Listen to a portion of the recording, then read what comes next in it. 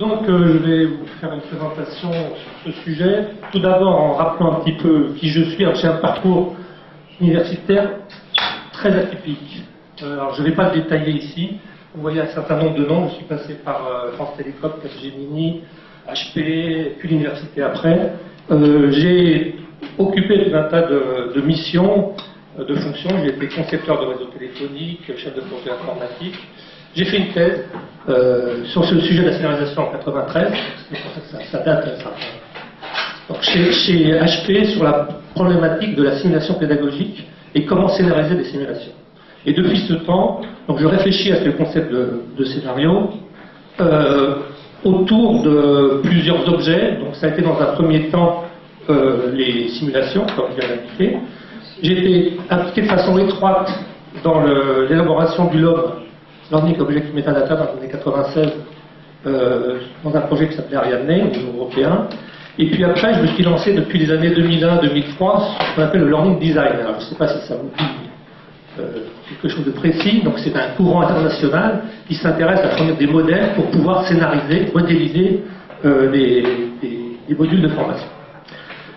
Puis, plus récemment, je m'intéresse ce qu'on appelle les salles game, terme que je n'aime pas du tout, et plus spécifiquement aux jeux de rôle pour l'apprentissage, au travers de parties de thèse que j'ai pu encadrer récemment.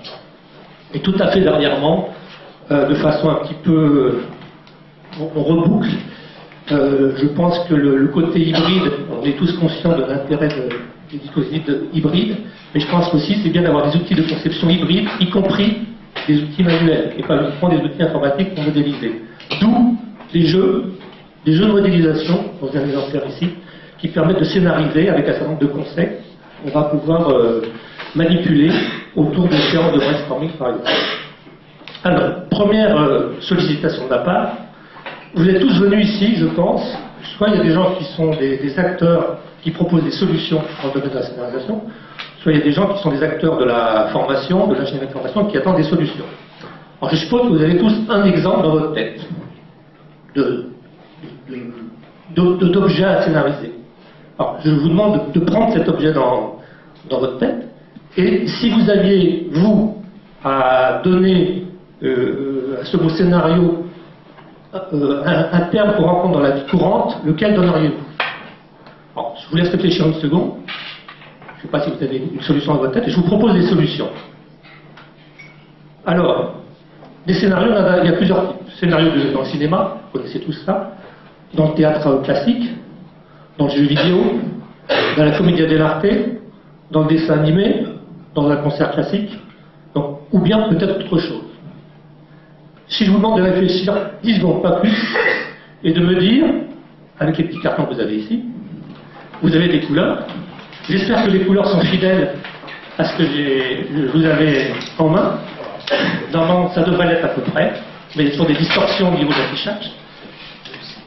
Donc, dans 10 secondes, je vais vous demander à quoi ça vous fait penser en premier lieu. Vous pouvez avoir plusieurs idées, bien sûr. Mais en premier lieu, à quoi ça vous fait penser la scénarisation pédagogique?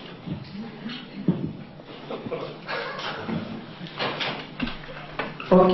Alors, je demande, ceux qui ont mis du rouge, laissent la main levée. 1, 2, 3, 4, 5, 6, 7, 2, une dizaine de personnes. Ceux qui ont, donc c'est le cinéma. Ceux qui ont mis du jeu vidéo. 1, 2, 3, 4, 5, 6 personnes. Ceux qui ont mis de la commedia dell'arte. 0. Ceux qui ont mis du théâtre classique. Ah, donc là on voit encore 6 personnes. Ceux qui ont mis un concert classique. Non. Dessin animé.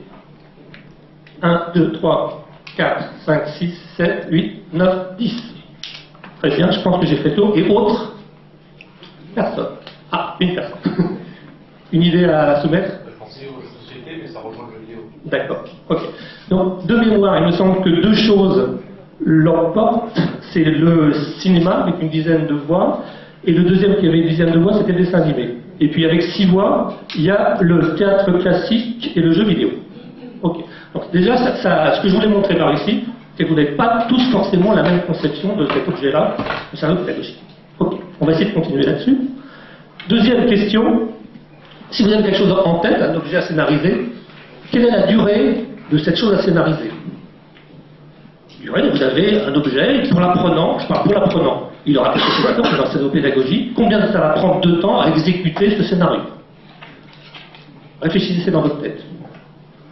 Quelques secondes. Je vous propose ça maintenant, 5 minutes jusqu'à 6 mois. À vous de déterminer quelle est la plage, globalement, que vous attribueriez entre 5 minutes, 15 minutes, 1 heure, 4 heures, 1 jour, 5 jours, 1 mois, 6 mois, supérieur à 6 mois. Alors, encore une fois, je vous laisse 10 secondes pour réfléchir.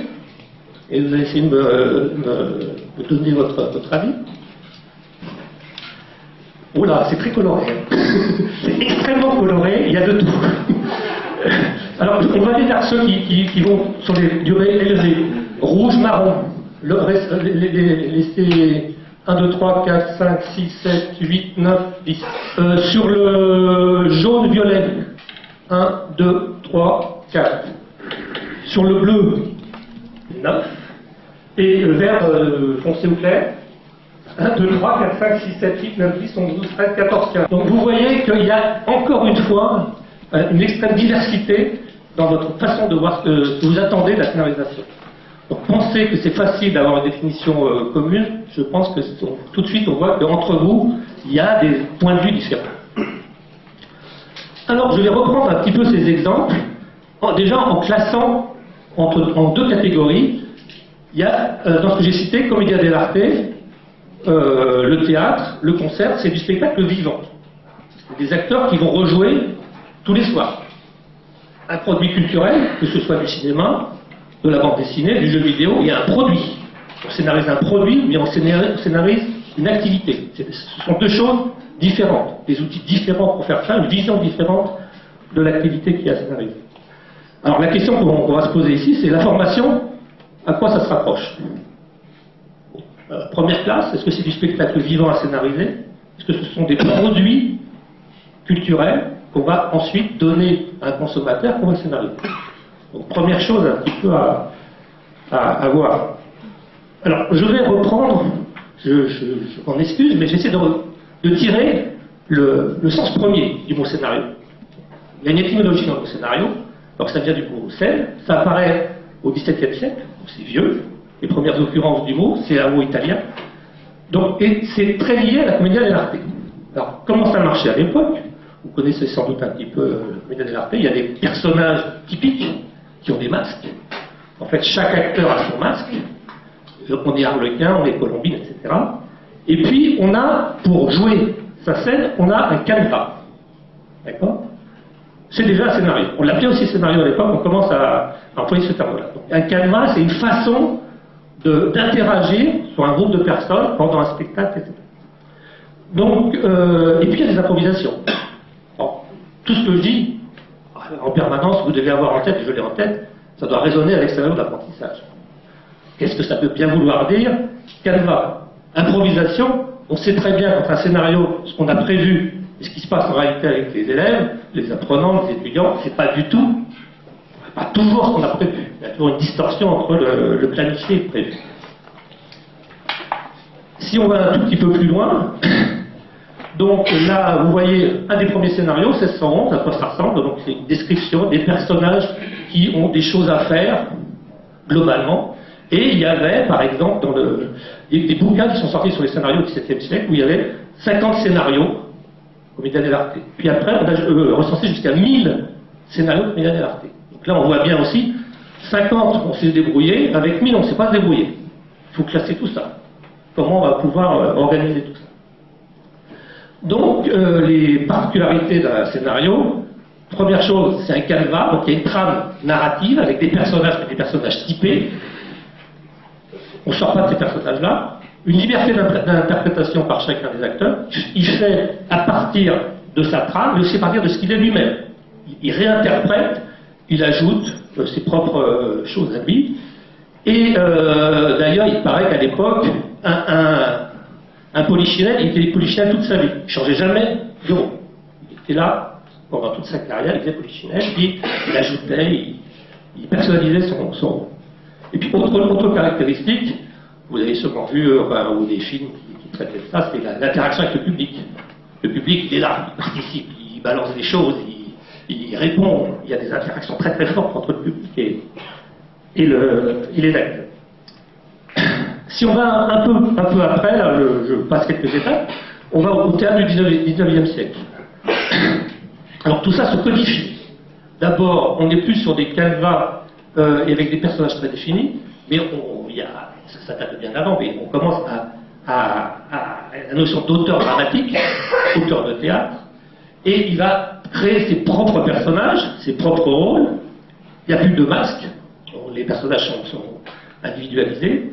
Et puis, donc la mise en scène, le scénario, ça consiste, en définition de André Antoine, celui du théâtre Antoine, l'art de dresser sur les planches l'action et les personnages imaginés par l'auteur dramatique.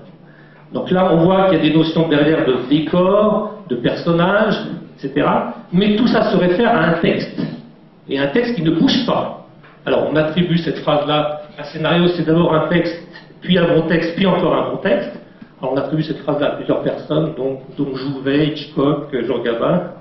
Mais tout ça pour dire qu'il n'y a pas de bonne pièce de théâtre sans un bon texte derrière, mais un texte dont on ne bouge pas. La réinterprétation du texte est très faible.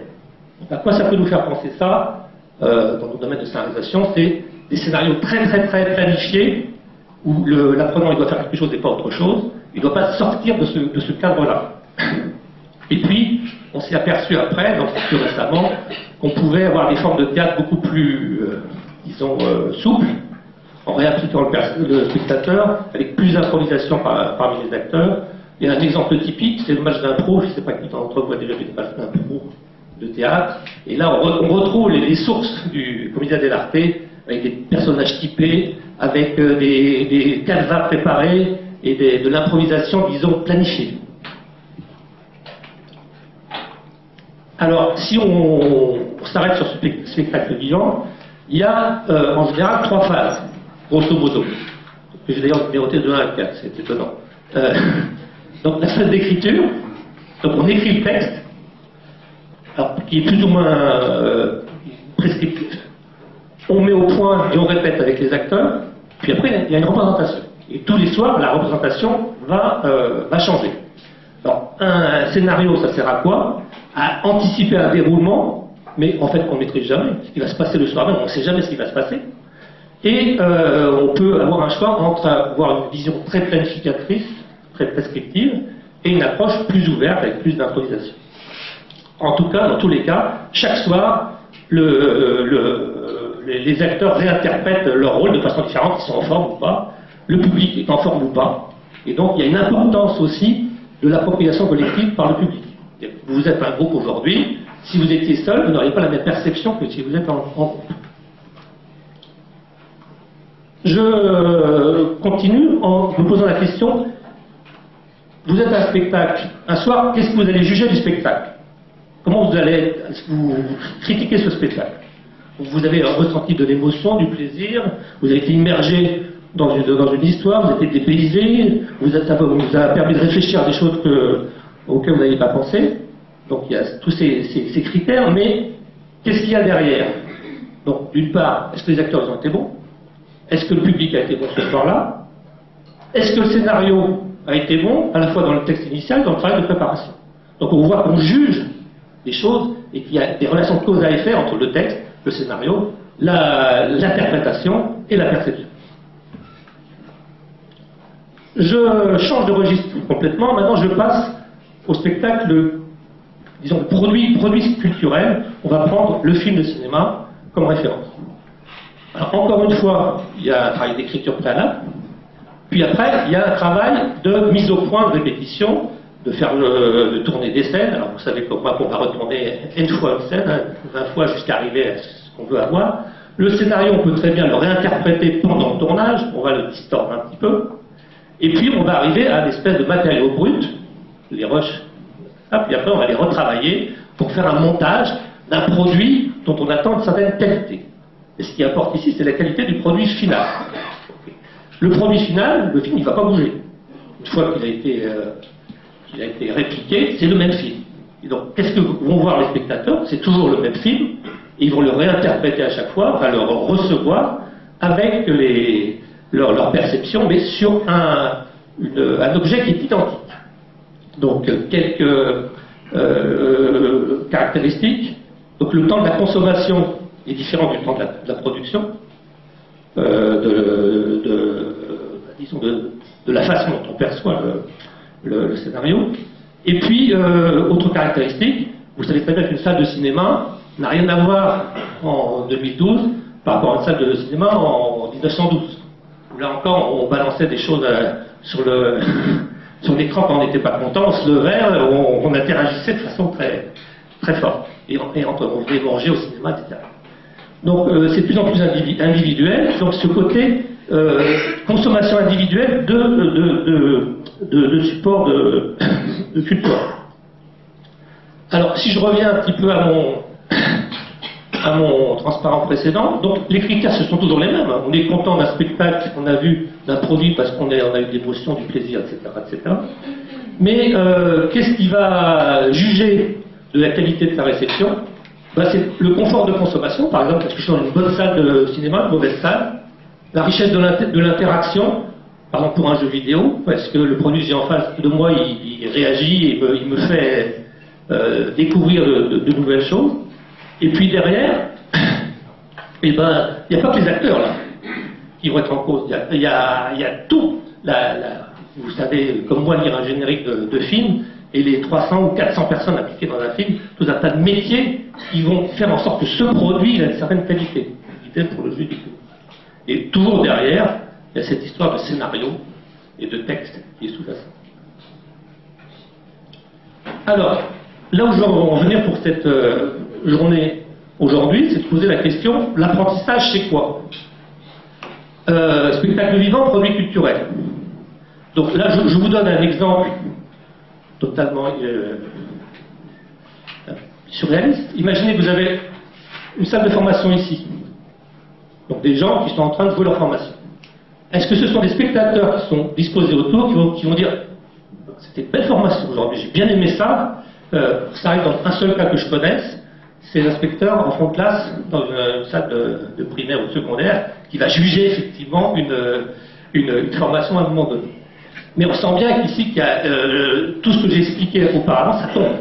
Où est l'acteur, où est le spectateur? On voit bien que là, il y a des choses qui se réunissent. Deuxième réaction possible, j'ai un Serious Game, donc je ne regrette pas d'avoir acheté ça, je me suis vraiment bien marré. Bon, d'accord, et ça va poser la question, est-ce que c'est parce qu'il s'est marré qu'il a appris? Deuxième question, place de l'apprentissage. Donc ces deux questions-là, ce sont deux différences fondamentales avec les scénarios précédents que j'ai pu citer, spectacle vivant ou produit culturel. Alors, là où je veux en venir aujourd'hui, c'est que vous avez tous, sans doute, dans votre tête, une certaine perception du mot scénario. Vous le rattachez, on l'a vu de façon assez claire tout à l'heure, soit au spectacle vivant, soit à un produit. Donc, c'est très partagé.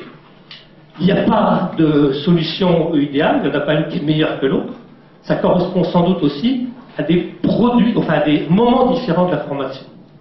Et quand certains d'entre vous ont parlé de 15 minutes et d'autres de 6 mois, ils n'avaient sans doute pas les mêmes objets dans la tête. Et il est probable, je n'ai pas fait l'expérience ici, je pourrais reposer une question, je vais la poser.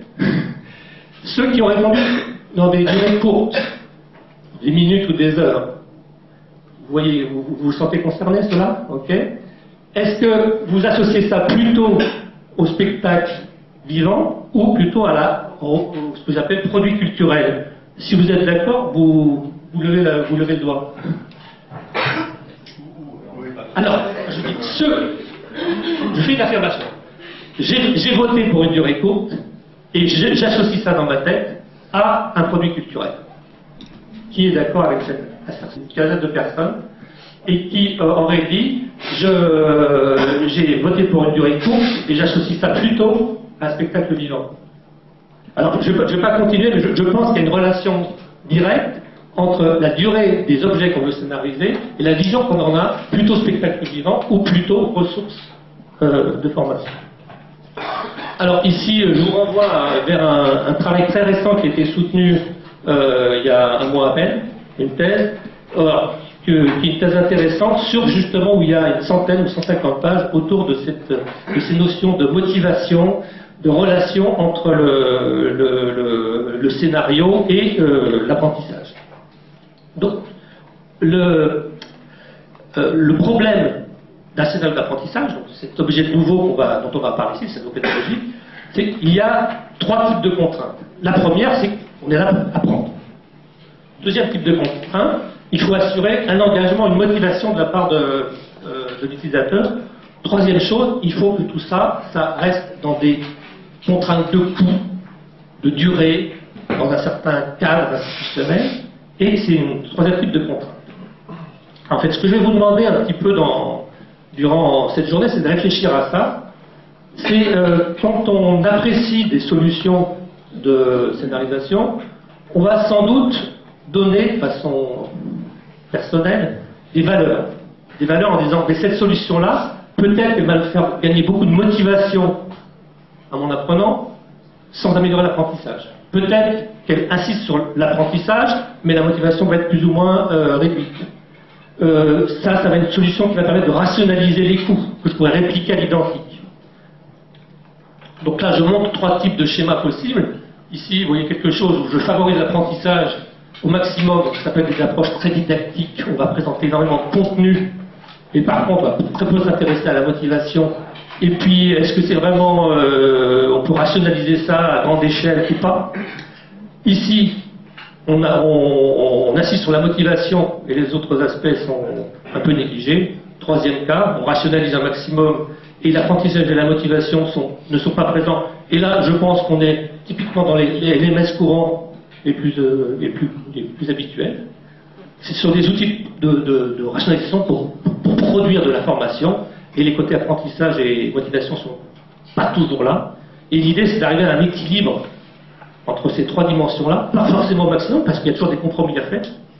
On ne peut pas trouver l'idéal. Et donc de réfléchir un peu sur ces 3 dimensions-là. Dernier transparent, je pense. Donc, dans les travaux que j'ai pu faire autour de cette notion-là, quelque chose qui me paraît important, c'est de bien identifier, première chose, soit on scénarise des activités, soit on scénarise l'usage d'une ressource, et pas une ressource d'ailleurs, l'usage d'une ressource. Et il y a au moins 3 niveaux différents. Alors, je vais donner des exemples. Scénario d'interaction, ça peut être scénariser un QCM et des réponses dans un parcours de QCM. Si tu as répondu ça, tu vas là, etc. On va scénariser l'activité dans une ressource technique. Deuxième niveau, scénario d'orchestration. On va par exemple scénariser, animer un forum autour d'une question avec des rôles attribués aux différents acteurs, le rôle du tuteur, l'accès à des ressources à tel ou tel moment. On va remonter d'un niveau pour pouvoir donc orchestrer, et là on découvre un truc vivant, effectivement. Et puis au niveau supérieur, c'est une formation où là on va agencer des objets d'un niveau supérieur, on va agencer des modules, des cours, etc., etc.